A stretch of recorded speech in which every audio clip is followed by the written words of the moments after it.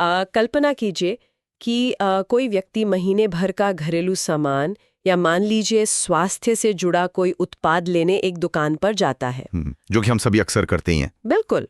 और बिल चुकाते समय दुकानदार रसीद के साथ साथ एक व्यापारिक साझेदारी का प्रस्ताव भी थमा देता है। मतलब सुनने में ये किसी विज्ञान कथा या कल्पना जैसा लगता है ना? हाँ बिल्कुल, एक आम बाजार में तो ऐसा नहीं होता। राइट, क्योंकि पारंपरिक अर्थव्यवस्था में पैसा एक दिशा में जाता है और सामान दूसरी दिशा में। जो उपभोक्ता है वो हमेशा उपभोक्ता ही रहता है।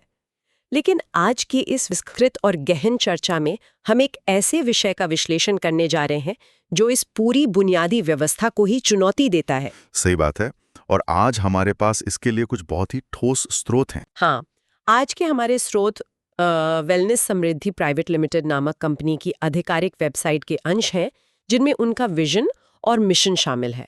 हमारा मुख्य लक्ष्य ये समझना है कि ये कंपनी डायरेक्ट सेल बिजनेस के माध्यम से उद्यमियों को कैसे सशक्त बनाने का दावा करती है। तो आइए इसे थोड़ा विस्तार से समझते हैं, क्योंकि जब हम इन दस्तावेजों को देखते हैं तो एक ही पन्ने पर स्वास्थ्य उत्पादों की बात हो रही है और ठीक उसी के साथ वित्तीय स्वतंत्रता की भी।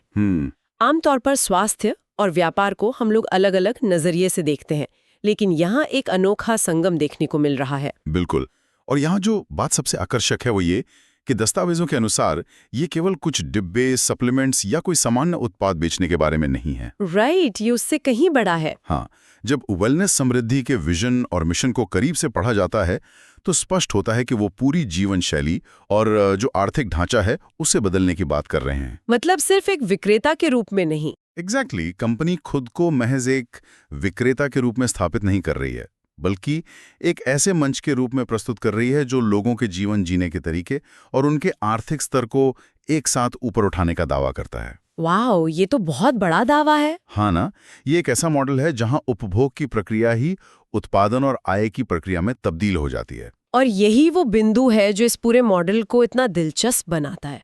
मतलब कंपनी के विजन अनुभाग में मैंने देखा स्पष्ट रूप से लिखा है कि वो दुनिया की सबसे अधिक उपभोक्ता केंद्रित कंपनी बनना चाहते हैं। उपभोक्ता केंद्रित, जो कि आजकल हर कंपनी कहती है, लेकिन इनका तरीका थोड़ा अलग है। हाँ, क्योंकि वो केवल बड़े महानगरों या शहरी क्षेत्रों तक सीमित नहीं रहना चाहते।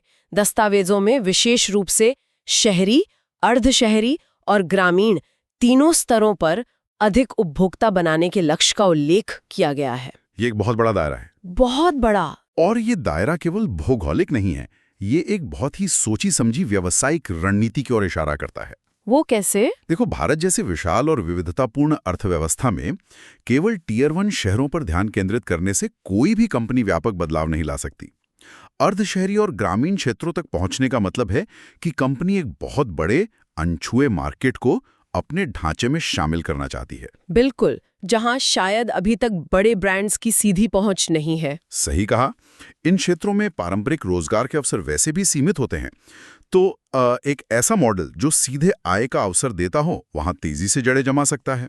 ये एक बहुत ही महत्वपूर्ण पहलू है, और जब हम उनकी वेबसाइट की संरचना का तकनीकी रूप से विश्लेषण करते हैं तो एक बहुत ही दिलचस्प चीज नजर आती है। अच्छा, क्या है वो? वहाँ केवल साइन अप का सामान्य विकल्प नहीं है, बल्कि फ्रेंचाइजी लॉगिन का भी एक स्पष्ट विकल्प मौजूद है।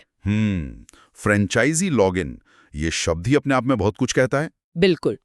इसे समझने के लिए यदि हम उसी कैफे वाले उदाहरण पर वापस जाएं, तो ये केवल ऐसा नहीं है कि कोई व्यक्ति कॉफी पीने गया और उसे साझेदारी का प्रस्ताव मिल गया, बल्कि ये ऐसा है जैसे मैनेजर ये कह रहा हो कि यदि इस कॉफी का स्वाद पसंद आया और आपने इसे 3 और लोगों को पीने के लिए प्रेरित किया तो अगली कॉफी मुफ्त। हाँ, न केवल अगली कॉफी मुफ्त होगी, बल्कि उन 3 लोगों द्वारा भविष्य में खरीदी गई हर कॉफी के मुनाफे का एक हिस्सा भी मूल ग्राहक को मिलेगा। वाह, ये एनालॉजी डायरेक्ट सेलिंग के पूरे गणित और उसके पीछे का मनोविज्ञान को बहुत सटीक ढंग से समझाती है ना? हाँ, क्योंकि पारंपरिक बाजार में ग्राहक केवल पैसे देकर एक मूल्य या प्रोडक्ट प्राप्त करता है। वहां कहानी खत्म हो जाती है, बस लेन देन पूरा हुआ और बात खत्म के रूप में देखती है।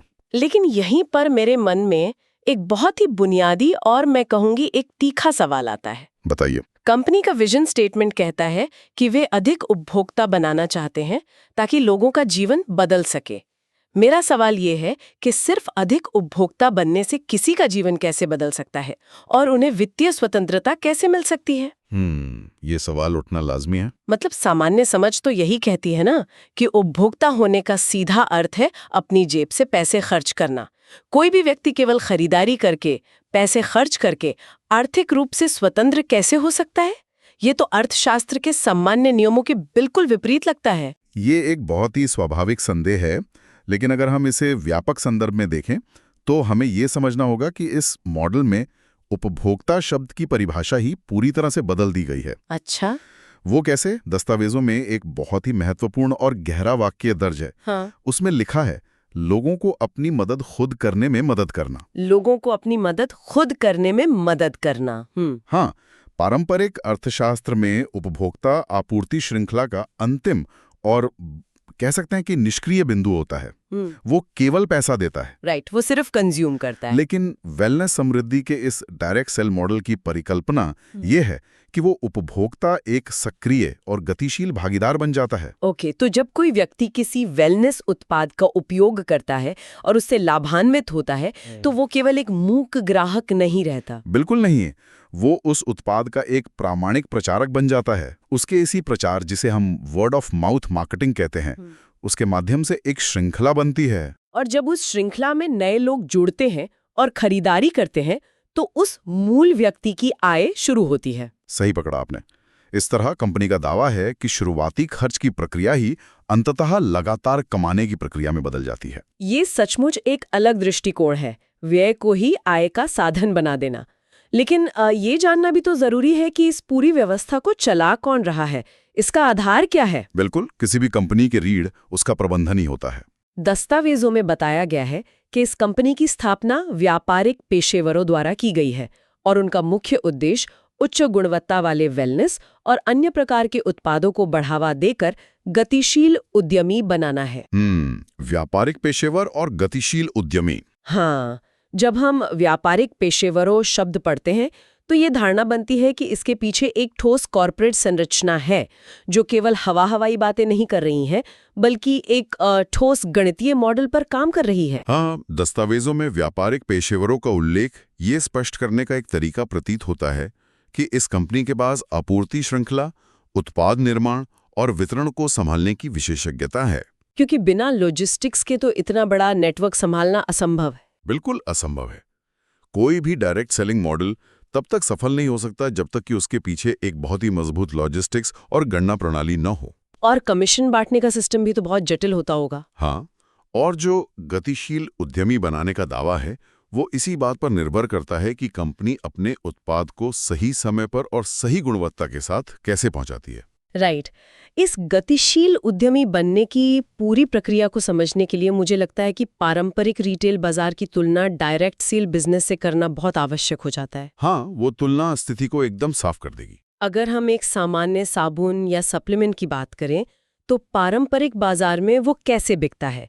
एक निर्माता उसे बनाता है, फिर वो CNF एजेंट के पास जाता है, फिर राष्ट्रीय वितरक के पास, राइट, फिर क्षेत्रीय थोक व्यापारी और अंत में जाकर स्थानीय खुदरा दुकानदार के पास पहुंचता है। इस पूरी यात्रा में हर बिचौलिया अपना मुनाफा जोड़ता है। और सिर्फ बिचौलिया ही नहीं। हाँ, टेलीविजन और अखबारों में विज्ञापन पर जो करोड़ों रुपए खर्च किए जाते हैं वो अलग। इन सब का बोझ अंततः उस अंतिम उपभोक्ता की जेब पर पड़ता है जो वो उत्पाद खरीद रहा है। जो कि बहुत अन्यायपूर्ण लगता है अगर आप इसे इस नजरिए से देखें। लेकिन डायरेक्ट सेल बिजनेस के दस्तावेजों के अनुसार ये सारे बिचौलिए इस पूरी श्रृंखला से हटा दिए जाते हैं। सटीक विश्लेषण। और जो भारी भरकम पूंजी जो शायद उत्पाद की मूल कीमत का 60 से 70% तक होती है, जो बिचौलियों और विज्ञापनों में खर्च होती थी, वही पैसा डायरेक्ट सेल मॉडल में उन उपभोक्ताओं के बीच एक कमीशन या व्यापारिक अवसर के रूप में बांट दिया जाता है। तो कंपनी का मॉडल इसी गणित पर आधारित है। बिल्कुल, उपभोक्ता ही विज्ञापनदाता है और उपभोक्ता ही वितरक है। यहाँ बात सच में बहुत दिलचस्प हो जाती है, क्योंकि उनके मिशन दस्तावेजों में एक जगह स्पष्ट रूप से लिखा है परिवार के साथ अधिक खाली समय का आनंद लेना। ये एक बहुत ही लुभावना विचार है। अब जरा इस विरोधाभास को देखिए। एक तरफ कंपनी गतिशील उद्यमी बनाने की बात कर रही है और हम सभी जानते हैं कि कोई भी नया व्यवसाय शुरू करना, जमीन से एक नेटवर्क खड़ा करना और लोगों को उत्पाद बेचने के लिए मनाना, ये एक बहुत ही कठिन काम है। हाँ, इसमें कोई दो राय नहीं है। इसमें दिन रात की मेहनत लगती है, एक प्रकार का हसल कल्चर होता है। तो फिर कोई व्यक्ति एक ही समय में एक सफल उद्यमी कैसे बन सकता है और परिवार के साथ अधिक खाली समय भी कैसे बिता सकता है? क्या ये सिर्फ एक मार्केटिंग की बात नहीं लगती जो लोगों को लुभाने के लिए कही गई हो? ये एक बहुत ही तीखा और मैं कहूँगा आवश्यक प्रश्न है। जब दस्तावेजों में खाली समय की बात की जाती है तो सतह पर यह सच में एक मार्केटिंग का वादा लगता है ना?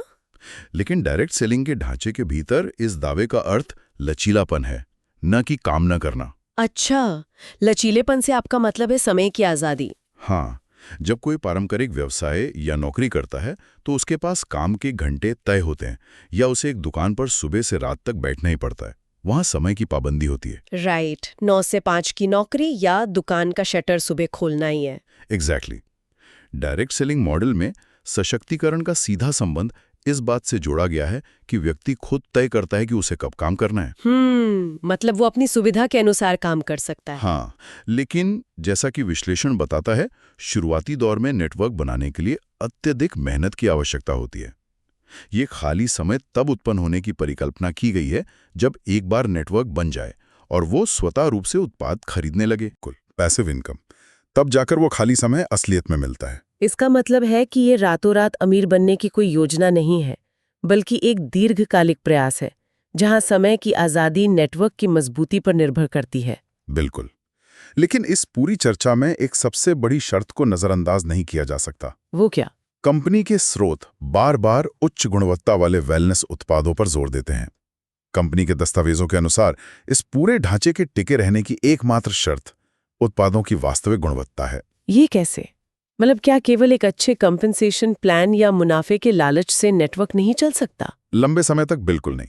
डायरेक्ट सेलिंग पूरी तरह से व्यक्तिगत भरोसे और संबंधों पर आधारित व्यापार है। हाँ, क्योंकि आप अपने जान पहचान वालों को ही तो उत्पाद बताते हैं शुरू में। एग्जैक्टली। अगर उत्पाद में दम नहीं है या वो स्वास्थ्य लाभ नहीं देता जिसका वो दावा करता है, तो श्रृंखला टूट जाती है। कोई भी उपभोक्ता अपने दोस्तों या रिश्तेदारों को एक खराब उत्पाद केवल इसलिए नहीं बेच सकता क्योंकि उसे कमीशन मिल रहा है। सही बात है। ऐसा करने से सामाजिक संबंध खराब होते हैं। इसलिए कंपनी का जोर वेलनेस उत्पादों पर होना रणनीतिक है। वेलनेस एक ऐसा क्षेत्र है जहां अगर किसी को फायदा होता है तो वो स्वाभाविक रूप से दूसरों को बताता है। हाँ, जैसे अगर किसी के जोड़ों का दर्द ठीक हो जाए तो वो 10 लोगों को खुद बताएगा। बिल्कुल। जब उत्पाद अच्छे होते हैं तभी एक साधारण उपभोक्ता के भीतर ये आत्मविश्वास पैदा होता है कि वो इसका व्यापार कर सकता है। उत्पाद वो ईंधन है जो इस नेटवर्क मार्केटिंग के इंजन को वास्तव में चलाता है। ये बात तर्कसंगत लगती है कि बिना किसी ठोस और लाभकारी उत्पाद के कोई भी नेटवर्क ताश के पत्तों की तरह ढह सकता है। एकदम सही। अब जब ये स्पष्ट हो गया है कि डायरेक्ट सेल का ये पूरा तंत्र, जिसमें बिचौलियों को हटाकर ग्राहकों को ही वितरक बनाया जाता है, ये कैसे काम करता है, तो हमें इस बात पर भी ध्यान देना चाहिए कि ये तंत्र मुख्य रूप से किसे लक्षित कर रहा है। उनका टारगेट डेमोग्राफिक क्या है? हाँ, दस्तावेजों में 2 बहुत ही विशिष्ट जनसांख्यिकीय समूहों का बार बार उल्लेख आता है। पहला है भारत की युवा पीढ़ी, जिसके लिए भारी आय के अवसर उत्पन्न करने की बात कही गई है। और दूसरा समूह? दूसरा समूह है महिला उद्यमी, जिन्हें आर्थिक रूप से आत्मनिर्भर बनाने का लक्ष्य रखा गया है। किसी भी विकासशील अर्थव्यवस्था के संदर्भ में इन दोनों समूहों को केंद्र में रखना बहुत सी बातों को स्पष्ट करता है। ये कंपनी की उस रणनीति को दर्शाता है जो समाज के उस हिस्से तक पहुंचना चाहती है जो पारंपरिक अर्थव्यवस्था में सबसे अधिक चुनौतियों का सामना करता है। तो इन सब का क्या मतलब है? मेरा मतलब है कंपनी ने विशेष रूप से युवाओं और महिलाओं को ही क्यों चुना है? क्या डायरेक्ट सेलिंग का ये मॉडल इन 2 विशिष्ट समूहों के लिए कोई ऐसा विशेष लाभ प्रदान करता है जो पारंपरिक कॉर्पोरेट नौकरियां या सामान्य दुकानदारी नहीं दे पाते? ये एक महत्वपूर्ण सवाल खड़ा करता है और इसका जवाब हमारे पिछले लचीलेपन वाले बिंदु और भारत की सामाजिक आर्थिक वास्तविकता में छिपा है। अच्छा, सबसे पहले महिलाओं की बात करते हैं। हाँ। समाज में अक्सर महिलाओं पर घर, परिवार और बच्चों की देखभाल की महत्वपूर्ण जिम्मेदारियां होती हैं। बिल्कुल, ये एक कड़वी सच्चाई है। पारंपरिक 9 से 5 की नौकरी कई महिलाओं के लिए व्यावहारिक रूप से संभव नहीं हो पाती, हाँ। क्योंकि उसमें समय की कोई ढील नहीं होती और आवागमन में बहुत समय लगता है। हाँ, ऑफिस आने जाने में ही घंटों लग जाते हैं। तो दस्तावेजों में दिए गए परिवार के साथ अधिक खाली समय वाले बिंदु को सीधे तौर पर इस महिला सशक्तिकरण से जोड़ा जा सकता है। मतलब ये मॉडल उन्हें एक विकल्प देता है। हाँ, डायरेक्ट सेलिंग मॉडल में उन्हें एक ऐसा लचीला विकल्प देने का दावा करता है जहां वे अपने घर से, अपने खाली समय में और अपने सामाजिक दायरे के बीच व्यापार कर सकती हैं। इससे उन्हें एक नई पहचान मिलती है और वे आर्थिक रूप से आत्मनिर्भर बनती हैं, जो कंपनी के विजन का एक प्रमुख हिस्सा है। बिल्कुल। ये महिलाओं के संदर्भ में काफी व्यावहारिक लगता है, क्योंकि पूंजी और समय दोनों की कमी उनके लिए बड़ी बाधाएं होती हैं। और अगर युवाओं की बात की जाए, आज के समय में जब रोजगार के पारंपरिक अवसर कम हो रहे हैं, तो युवा पीढ़ी के लिए इस मॉडल का क्या अर्थ है? युवाओं के लिए चुनौती अलग प्रकार की है। आज का युवा पारंपरिक नौकरी के सीमित दायरे में नहीं बनना चाहता। वो कुछ अपना शुरू करना चाहता है, एक स्टार्टअप या अपना कोई बिजनेस। हाँ, हर कोई अपना बॉस खुद बनना चाहता है। लेकिन कोई भी पारंपरिक व्यवसाय शुरू करने के लिए लाखों रुपए की भारी भरकम पूंजी, दुकान का किराया, इन्वेंट्री का जोखिम और बहुत सारे कानूनी दस्तावेजों की आवश्यकता होती है, जो कि एक आम युवा के पास नहीं होते। राइट। ये एक बहुत बड़ी बाधा है। डायरेक्ट सेलिंग मॉडल इस बैरियर टू एंट्री यानी प्रवेश की बाधा को लगभग खत्म करने का दावा करता है। मतलब वो बिना बड़े लागत के शुरू कर सकते हैं। हाँ, इसमें नाममात्र की खरीद के साथ व्यापार शुरू किया जा सकता है। ये युवाओं को कम उम्र में ही बिना बड़े आर्थिक जोखिम के व्यापार की बारीकियां सीखने, अपने संवाद कौशल या कम्युनिकेशन स्किल्स को बेहतर करने और अपना खुद का एक नेटवर्क खड़ा करने का अवसर प्रदान करता है। वाओ! दस्तावेजों में जो भारी आय के अवसर की बात कही गई है, वो इसी असीमित नेटवर्क विस्तार की संभावना पर आधारित है। ये एक बहुत ही रोचक विश्लेषण है और शायद नए लोगों के लिए इस बैरियर टू एंट्री को कम करने और उन्हें मार्गदर्शन देने के उद्देश्य से ही कंपनी ने अपनी संपर्क जानकारी को इतनी प्रमुखता से रखा है। हाँ, वो भी एक महत्वपूर्ण हिस्सा है। मैंने देखा कि वेबसाइट पर info@wellnesssamriddhi.com और wellnesssamriddhi.pvt@gmail.com जैसी ईमेल आईडीज स्पष्ट रूप से दी गई हैं। बिल्कुल। जब कोई व्यक्ति पहली बार उपभोक्ता से उद्यमी बनने का प्रयास करता है, तो उसे बहुत से सवालों और शंकाओं का सामना करना पड़ता है। राइट, उन्हें सहारे की जरूरत होती है। तो ये संपर्क जानकारी केवल एक औपचारिकता नहीं लगती, बल्कि एक सुलभ और पारदर्शी नेटवर्क बनाने के प्रयास को दर्शाती है। निश्चित रूप से। डायरेक्ट सेलिंग में जो लोग पहली बार व्यापार की दुनिया में कदम रख रहे हैं, विशेषकर ग्रामीण या अर्ध शहरी क्षेत्रों से आने वाले युवा या घरेलू महिलाएं, उन्हें निरंतर समर्थन प्रणाली की आवश्यकता होती है। हाँ, क्योंकि उन्हें नहीं पता कि आगे कैसे बढ़ना है। और ये समर्थन केवल उत्पाद की जानकारी तक सीमित नहीं होता, बल्कि ग्राहकों से कैसे बात करनी है, नेटवर्क कैसे संभालना है, इन सभी बातों का मार्गदर्शन जरूरी होता है। एक पारदर्शी संचार माध्यम कंपनी और उसके स्वतंत्र उद्यमियों के बीच विश्वास कायम करने के लिए अत्यंत महत्वपूर्ण है। हमने इस पूरी व्यवस्था के लगभग हर पहलू को गहराई से टटोला है। अब अगर आज की इस चर्चा के सभी सूत्रों को एक साथ पिरोकर देखा जाए, तो तस्वीर काफी स्पष्ट होने लगती है। हाँ, बिल्कुल। वेलनेस समृद्धि प्राइवेट लिमिटेड का मॉडल एक बहुत ही बुनियादी और सरल विचार से शुरू होता है, उपभोक्ता को केंद्र में रखना। फिर कंपनी के दस्तावेजों के अनुसार वे इस विचार को एक कदम आगे ले जाते हैं। वे पारंपरिक बाजार के सभी बिचौलियों को हटा देते हैं और डायरेक्ट सेलिंग का रास्ता चुनते हैं, जहां उपभोक्ता की खर्च करने की आदत ही उसके लिए आय का स्रोत बन सकती है। और उस रास्ते पर सफलतापूर्वक चलने के लिए कंपनी उच्च गुणवत्ता वाले वेलनेस और अन्य उत्पादों का सहारा लेती है। ये उत्पाद ही वो नींव हैं जिस पर यह पूरा व्यावसायिक अवसर खड़ा है। बिल्कुल। और इस पूरी प्रक्रिया का जो अंतिम परिणाम कंपनी हासिल करना चाहती है, वो ये है कि भारत की युवा पीढ़ी और महिलाएं, जिन्हें अक्सर पारंपरिक अर्थव्यवस्था में अपना खुद का व्यवसाय शुरू करने के आसान अवसर नहीं मिल पाते, उन्हें बिना किसी भारी निवेश के एक गतिशील उद्यमी बनने का मंच प्रदान किया जाए। सही कहा। एक ऐसा मंच जहां डायरेक्ट सेल के लचीलेपन के माध्यम से वे आर्थिक स्वतंत्रता भी अर्जित कर सकें और अपने परिवार के लिए समय भी निकाल सकें। ये एक ऐसा दिलचस्प चक्र है जो शहरी से लेकर ग्रामीण स्तर तक एक उपभोक्ता के उत्पाद उपभोग से शुरू होता है और इसके वित्तीय आत्मनिर्भरता के वादे पर जाकर पूरा होता है। इस पूरे मॉडल का विश्लेषण हमें अर्थशास्त्र के एक बिल्कुल नए आयाम से परिचित कराता है। ये दिखाता है कि वाणिज्य और व्यापार को केवल वस्तुओं के भौतिक आदान प्रदान तक सीमित रखने की आवश्यकता नहीं है। राइट। इसे इस तरह भी डिजाइन किया जा सकता है जो न केवल धन का सृजन करे बल्कि इसके प्रतिभागियों को कौशल और स्वतंत्रता प्रदान करके उन्हें सशक्त भी बनाए। यह एक बहुत ही सटीक निष्कर्ष है और इसी बात के साथ हम आज की इस गहन चर्चा के अंतिम मोड़ पर आ गए हैं। स्रोतों का विश्लेषण करते हुए हमने व्यवसाय और उपभोग के कई पहलुओं को समझा। बिल्कुल। लेकिन जाने से पहले एक ऐसा विचार छोड़कर जाना आवश्यक है जो आज की इस पूरी बातचीत से उभर कर सामने आता है और जो अर्थशास्त्र के भविष्य को लेकर बहुत गहराई से सोचने पर मजबूर करता है। वो क्या है? जब किसी व्यवसाय का पूरा ढांचा इस बात पर टिका हो कि हर एक उपभोक्ता को एक विक्रेता या उद्यमी में बदल दिया जाए, तो भविष्य में एक ऐसा समय आ सकता है जब खरीदार और व्यापार मालिक के बीच की वह पारंपरिक रेखा पूरी तरह से मिट जाएगी। ये तो बहुत ही गहरा विचार है ना? बिल्कुल। क्या भविष्य की अर्थव्यवस्था इसी दिशा में बढ़ रही है, जहां कोई भी व्यक्ति केवल एक ग्राहक नहीं रहेगा? एक ऐसा संसार जहां कोई जो कुछ भी खरीदता है या उपभोग करता है वो उसके अपने व्यवसाय का ही एक अनिवार्य हिस्सा बन जाए।